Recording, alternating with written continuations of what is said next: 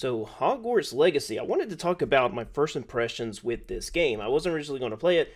However, I watched my wife play it, and I was I was on the fence about it because there were a lot of aspects that I just don't really care for. It just had a lot of mainstream framing. So, eventually, I was like, you know what? Why not? Let me just at least try it. I see what happened.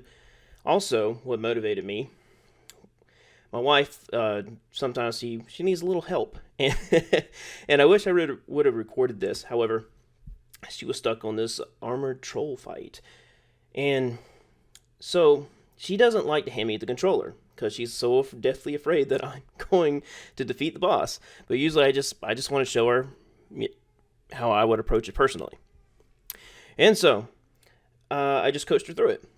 Now I regret not turning on the mic on the controller because it would have been fun just seeing how I coached her. I have coached a lot of people on how to defeat bosses. I've done it on YouTube, just jumping in.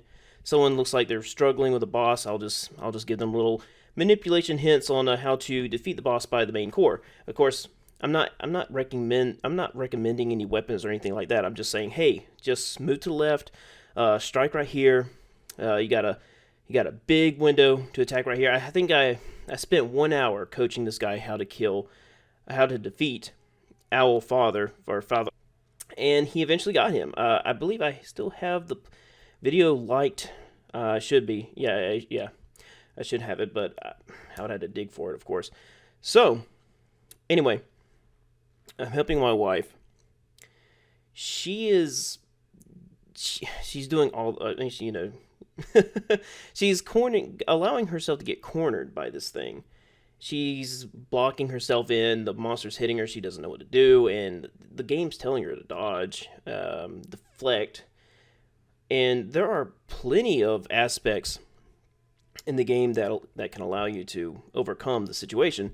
However, she doesn't have a whole lot of experience with gaming, so she just kind of gets overwhelmed very quickly. And I've told her, I'm like, listen, in order to get far in gaming, you got to expect failure. It's going to happen. You got to fail. You got to fail to be in order to learn. It's just she can't stand losing. No, I do have a sore loser trait about myself, but it's usually with competition. If that's one reason why I don't compete for anything, because I am severely a sore loser. I cannot stand losing to other people. However, when it comes to games, I just have some kind of discipline. I don't know what the difference is. I guess just because other people are involved, perhaps. So, however, so eventually she defeats the boss. I think it takes her maybe, I don't know, 5 minutes. And she didn't have to even use maybe one or two healing potions. So after that fight, I was like, man, I really want to try that out on my own. I wonder how my restrictions can apply to this armored troll boss. So I started the game, and first thing I do whenever I get the chance after the cutscenes, the beginning cutscene you cannot skip for some reason, or either that or I just didn't know how to skip it, which is just holding triangle. So anyway, create my character. My character's got a blonde curly hair, as you can see in the footage. And so immediately I disable everything that I feel like I just don't need. Everything heads up display wise. And I was debating with myself about what difficulty selection I should pick. And usually, these days I try to stick with normal just to see what the game is like. Because I've had bad experiences clicking on hard mode. Finishing games on the hardest difficulty I feel like has ruined my experience with other games. It's not like I struggle or anything like that. It's just over tediousness, repetitiveness, unfortunately. And so, like, I think Marvel Spider-Man and The Witcher 3 games that I just had to play on hard mode. And I just feel like that kind of ruined my experience.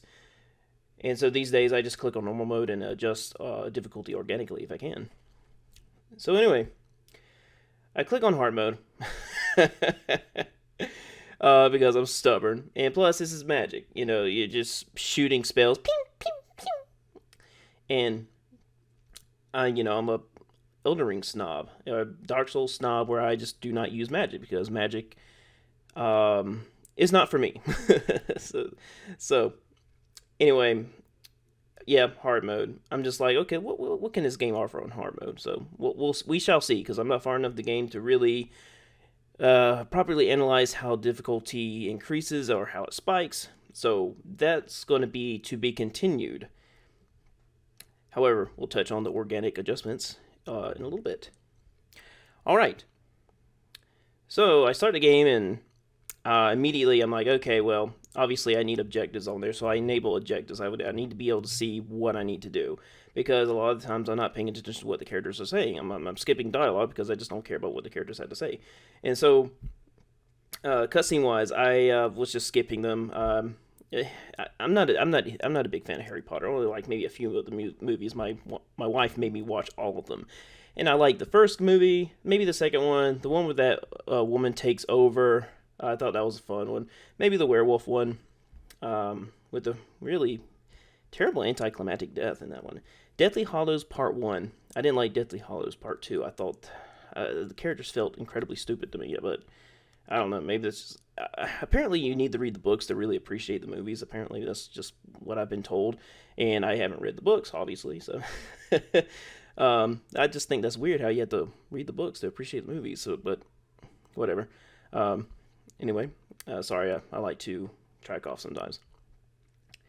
Anyway, so I have the tutorials. I have like a bunch of stuff disabled, like pop-ups and whatever, things that could pop up. And then the game says X to jump.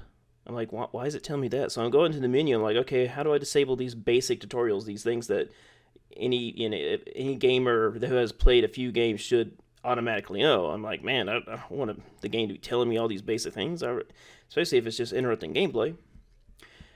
You can't disable it.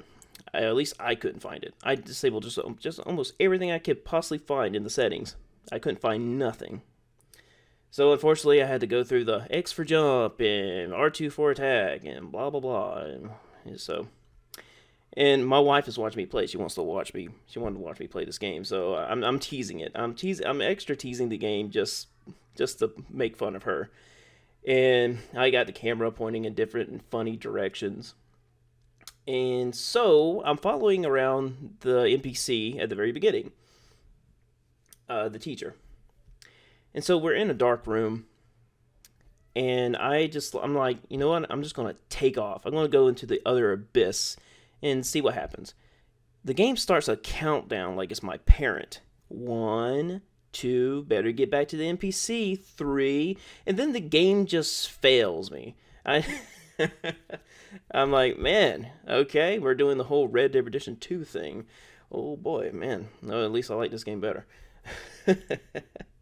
Alright. So that was a bummer. That happened to me twice, where I saw that, following another NPC. And I'm pretty sure it would happen other times if I would have strayed off. I really hate this in gaming, where they just say, hey, you can't go over there, you gotta stay with me. I hate that. I absolutely do. And so I get to the combat tutorial and everything. This is also another thing I had to help my wife with. She had no idea how to deflect spells or, well, just attacks in general, because these are knights with swords. And so I get through it all, and all of a sudden there's a puzzle. You have to align the knight's reflection up with itself, up with its physical self, I'm assuming. And then there's 3 of them. And so I'm like, okay, what does it want me to do? I'll align them up. And then all of a sudden the character says, I think we need to line up these knights. And I'm like, oh no, this is God of War Ragnarok all over again. I was not happy about this. And so, I muted dialogue immediately. I disabled subtitles, gone. No more talking from the characters. And from there, moving forward, the characters are just moving their lips. And so I'm just pressing X to get through the dialogue, skipping. By the way, the dialogue skipping in this game is absolutely hilarious, because they just go like, you need to, it's such a fun game. Unfortunately, I can't do it with my wife watching me play, because she's like, I want to hear what they say, the alternative dialogue, click on snarkiness. I just wish there was consequences for skipping dialogue. Like, the characters just give you nasty looks. They just break the fourth wall, and they just look directly at at you in the middle of the screen, whatever. I want to see a game like that. Bring it. I want that game. All right, so the game has organic world direction.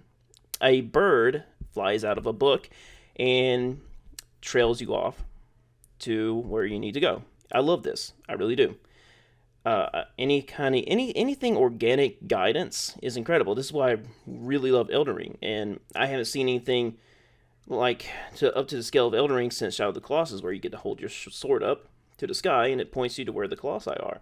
I love that. I love how you just don't need a map on where you need to go. Now, of course, Shadow of the Colossus does have a map, but you don't really need it.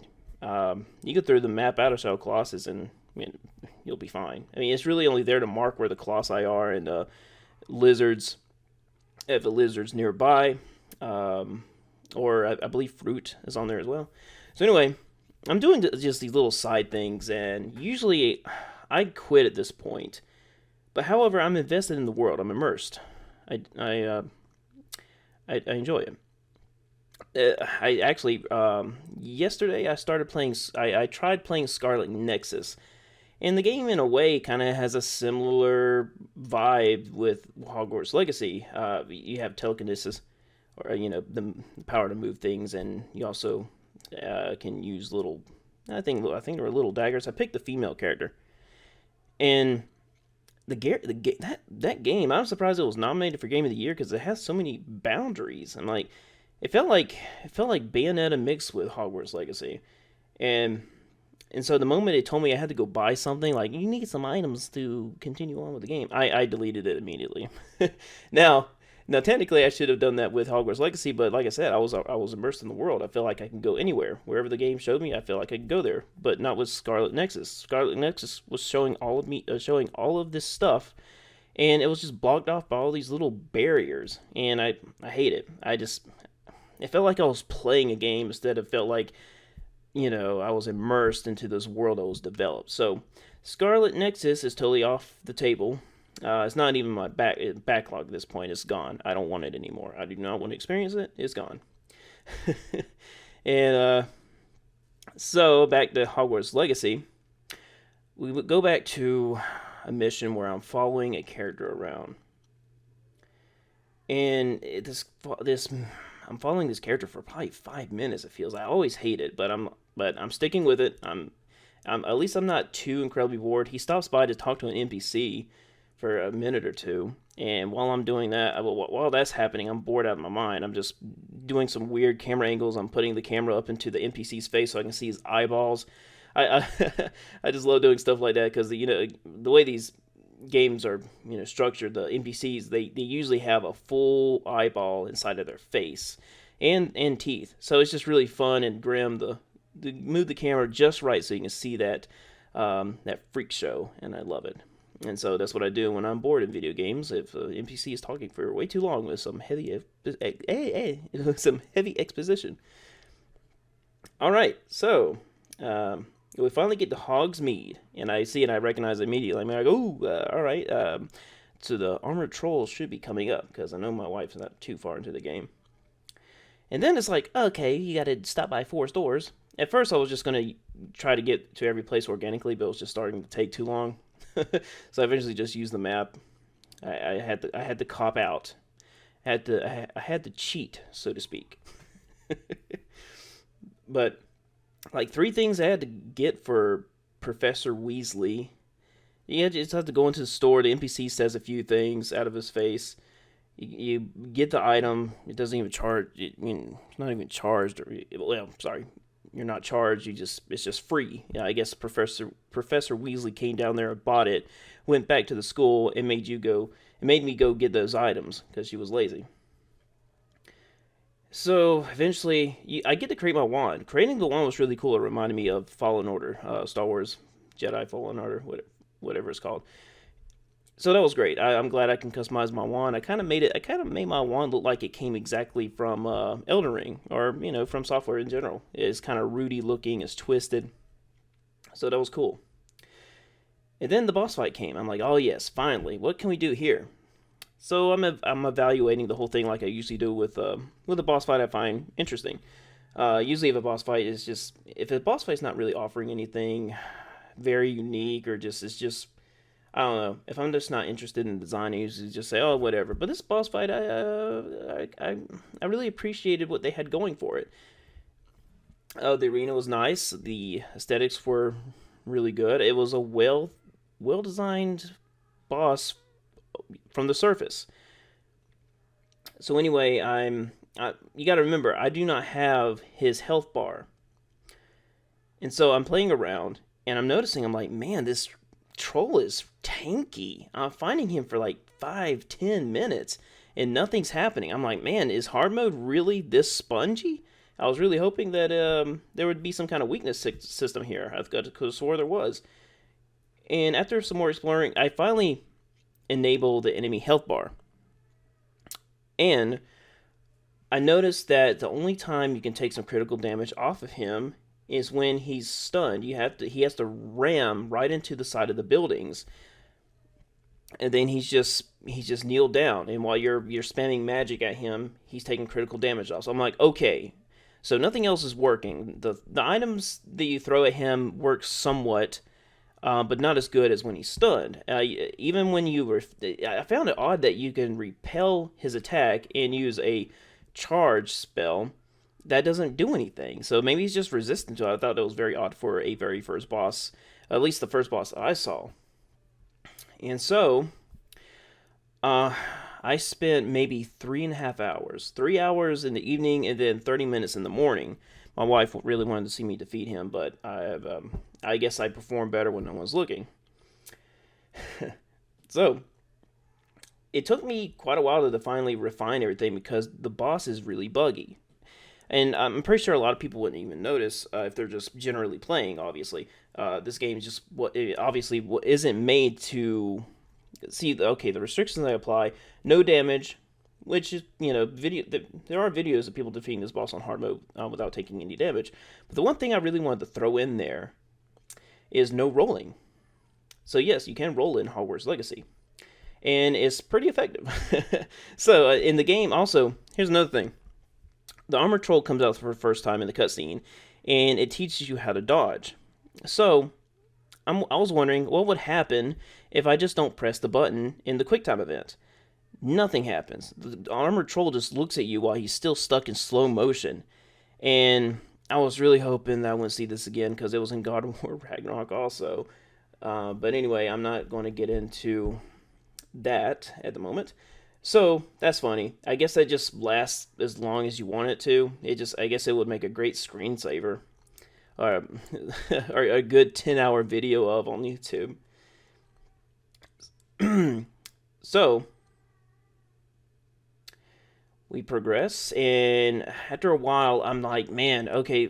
The first phase consists of when the fight first starts. He does this dash attack. This was one of the most problematic parts at first, but once you kind of get emotion down, is very reasonable. You just got to get a walking start, and when he gets close enough, just start running. And it's a very specific timing, and it was very unique to discover that. And the most problematic for the no rolling was his basic attacks, because here's another strange thing. Whenever he two-hands his attacks, you can repel it, but with his basic one-handed attacks, you have to dodge it. And I thought that was very strange I'm like, how in the world does that work logically? Does this spell only work with strong attacks? I don't know if that's going to keep up consistently within the game. However, back to the strategy. So he stuns after the first dash attack when he runs through the building. By the way, last time I saw something like this in a boss fight was on Wolverine's Revenge, a very underrated Wolverine game. If you have not played it, get a PlayStation 2 and buy Wolverine Revenge disc, or you can play it on PC, Xbox, and GameCube. I believe so. Don't play it on Game Boy Advance. It's not the same game. And so a boss fight in Wolverine's Revenge, you do the same thing to Sabretooth. Whenever you get him stunned, you can grab him and throw him into the side of the arena, and it knocks him out for a good chunk of damage. And I thought that was, I don't know, obviously it's not inspiration, The game developers were not thinking about Wolverine's Revenge, the Sabretooth fight.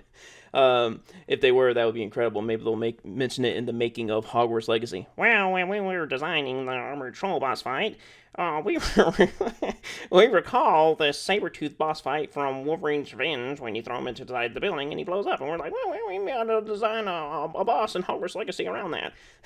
That would be absolutely incredible. And at first, I was having him dash at me twice. I was resisting an extra few attacks because you can once he staggers, he enters the that's the indication that he enters the second phase. However, I was hoping to inflict more damage, but I was actually what I come to find out.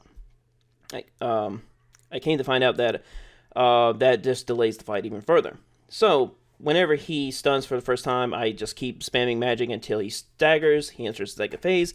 And so whenever he transitions to another phase, he does this thing where he just kind of blindly swings his weapon around without tracking. He's not even tracking the little stain called Sebastian Stain, which if there was a way to remove him from the boss fight, that would have been wonderful because he disrupted the fight terribly. He would throw the troll's tracking off, and that's one of the most irritating things. It didn't happen all the time, but it was RNG. Unfortunately, it introduced a lot of RNG into the fight. Which so I don't know. I don't know if you can consider that a bug or not, but I am. Because sometimes whenever he dashes and he hits Sebastian in a certain way, his dash cancels, and then my strategy is screwed. And so he blindly swings his weapon around, and when he gets to a particular point of his swings, I would count down. He will swing 2 basic strikes and then one. I think it was an uppercut. But a very distinct attack. He would then use his 2-handed slam. I didn't repel this attack a lot, only when I just wanted to do it once in the video. And so, as you can see, I did through the many attempts. I think I recorded 33 minutes of the attempts I had the morning I got the footage. And so. Yeah, okay, I would get into a certain position whenever he would do that. That way, I wouldn't have to use as many items to throw at him, because the items to throw at him was crucial for the strategy to work. If that wasn't in the arena, I don't think this would have been possible. It would have had to be extreme RNG, and I probably just wouldn't have... I probably would have given up, actually, if it wasn't for those items to throw at him. And sometimes you're just wondering, I'm like, man, did the developers really intend for you to not roll? No, there's just no way. I don't think they designed this for you to not roll. I just don't see it. But it was just, I think it was just convenience. It was just convenience for the restrictions I had and applied. So, after I repel and strike him from the 2-handed slam, this is where I start throwing items at him, like I think 3 or 4, whatever gets him to eventually dash at me, because it's very crucial to have him dash as soon as I possibly can in order to have a decent chunk of footage. Because I wanted a minute, but just due to the certain roadblocks, so to speak, or not roadblocks, but delays in the fight, the battle design, it just wasn't going to happen. Plus my level was too low. I didn't have very strong equipment, so I just worked with what I had, because I didn't want to start the mission, because apparently, according to my wife, if you decide to abandon the mission, you got to do all that running to the shop and collecting those items, do your wand again, and I was not in the mood for that, so I just worked with what I had. Anyway, whenever the strategy worked perfectly, he would dash, I would get some more critical strikes on him. And usually by the time he enters his third phase very quickly, if you can get him to dash and stagger on the second stagger. And and so this is where I'm throwing items at him. I'm throwing items at him one at a time, if I'm remembering it correctly. Sorry, I'm not looking at any footage, so I'm trying to recollect. And so I'm trying to get him to the other side, because the problem is the other side arena, if he dashes, he will not stagger. I don't know why. If he dashes from any other direction, he will stagger. Most of the time, I have caught him not staggering for some reason. I think it's just bad tracking and bad positioning. But most of the time, if he dashes towards the other side of the arena, he will not stagger for some weird reason. So I always had to have him going back to the original destination of where the fight initially starts. So by the stroke of just finally refining everything and finding the consistency, I eventually got it. And another roadblock that I found developing the strategy was his third phase. He spams the two-handed strike. Now initially you would think this is good because you can always just repel and strike him with a charge, pew! However, this doesn't do enough damage because I eventually disable the heads-up display again once I know the attack input. So with the stun and everything builds up to like 75 attack points. However, everything else is like 1, 2 attack points, which is like unreasonably slow.